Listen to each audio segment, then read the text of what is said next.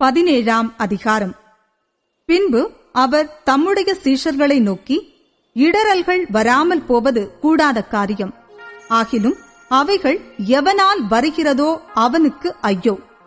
அவன் இந்த சிறுவரில் ஒருவனுக்கு இடறல் உண்டாக்குகிறதை பார்க்கிலும் அவனுடைய கழுத்தில் ஏந்திரக்கல் கட்டப்பட்டு அவன் சமுத்திரத்தில் தள்ளுண்டு போவது அவனுக்கு நலமாயிருக்கும்.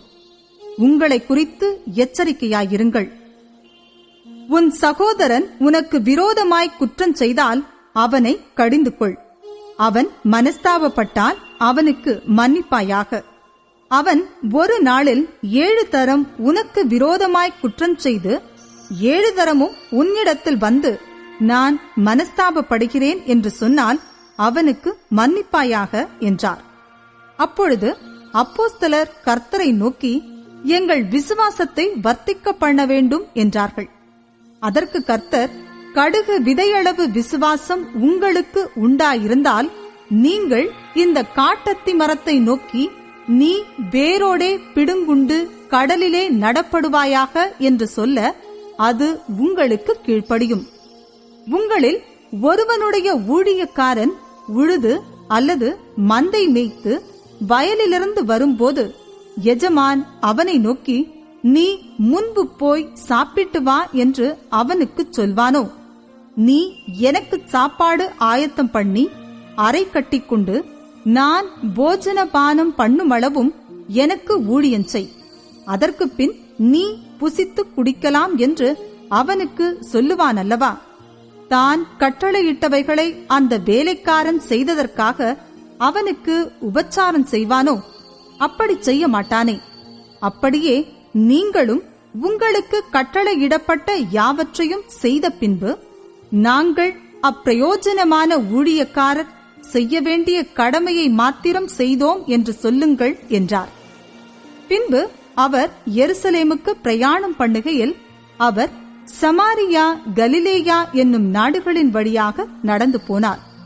அவர் ஒரு கிராமத்தில் பிரவேசித்த போது குஷ்டரோகமுள்ள மனுஷர் 10 பேர் அவருக்கு எதிராக வந்து தூரத்திலே நின்று, இயேசு ஐயரே, எங்களுக்கு இரங்கும் என்று சத்தமிட்டார்கள்.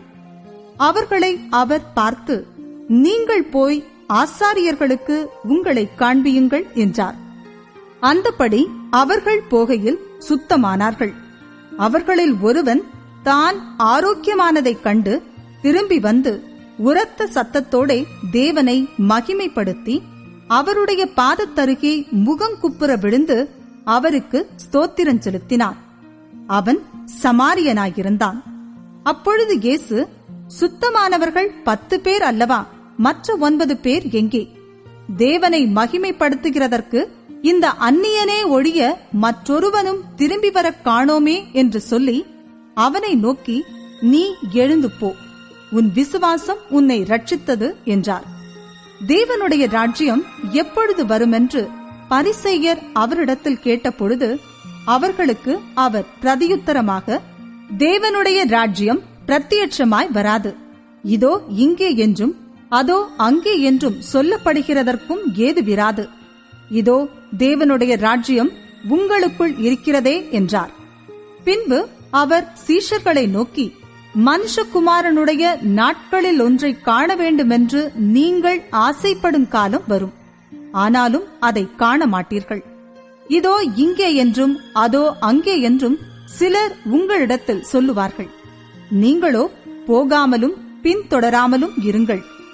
மின்னல் வானத்தின் ஒரு திசையில் தோன்றி மறுதிசை வரைக்கும் பிரகாசிக்கிறது போல மனுஷகுமாரனும் தம்முடைய நாளிலே தோன்றுவார். அதற்கு முன்பு அவர் அநேகம் பாடுபட்டு இந்த சந்ததியினால் ஆகாதவன் என்று தள்ளப்பட வேண்டியதாயிருக்கிறது. நோவாவின் நாட்களில் நடந்தது போல மனுஷகுமாரனுடைய நாட்களிலும் நடக்கும். நோவா பேழைக்குள் பிரவேசித்த நாள் வரைக்கும் ஜனங்கள் புசித்து குடித்தார்கள், பெண் கொண்டு கொடுத்தார்கள். ஜலப்பிரளயம் வந்து எல்லாரையும் அழித்து போட்டது. லோத்தினுடைய நாட்களில் நடந்தது போலவும் நடக்கும். ஜனங்கள் புசித்தார்கள், குடித்தார்கள், கொண்டார்கள், விற்றார்கள், நட்டார்கள், கட்டினார்கள். லோத்து சோதோமை விட்டு புறப்பட்ட நாளிலே வானத்திலிருந்து அக்கினியும் கந்தகமும் வருஷித்து எல்லாரையும் அழித்து போட்டது. மனுஷகுமாரன் வெளிப்படும் நாளிலும் அப்படியே நடக்கும்.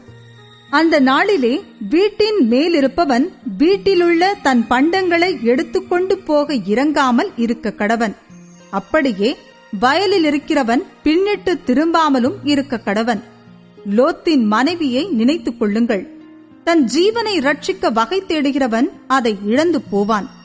இழந்து போகிறவன் அதை உயிர்ப்பித்துக் கொள்ளுவான். அந்த ராத்திரியில் ஒரே படுக்கையில் படுத்திருக்கிற 2 பேரில் ஒருவன் ஏற்றுக்கொள்ளப்படுவான், மற்றவன் கைவிடப்படுவான். திரிகை திரிக்கிற 2 ஸ்திரீகளில் ஒருத்தி ஏற்றுக்கொள்ளப்படுவாள், மற்றவள் கைவிடப்படுவாள். வயலில் இருக்கிற 2 பேரில் ஒருவன் ஏற்றுக்கொள்ளப்படுவான், மற்றவன் கைவிடப்படுவான் என்று உங்களுக்கு சொல்லுகிறேன் என்றார். அவர்கள் அவருக்கு பிரதியுத்தரமாக, எங்கே ஆண்டவரே என்றார்கள். அதற்கு அவர், பிணம் எங்கேயோ அங்கே கழுகுகள் வந்து கூடும் என்றார்.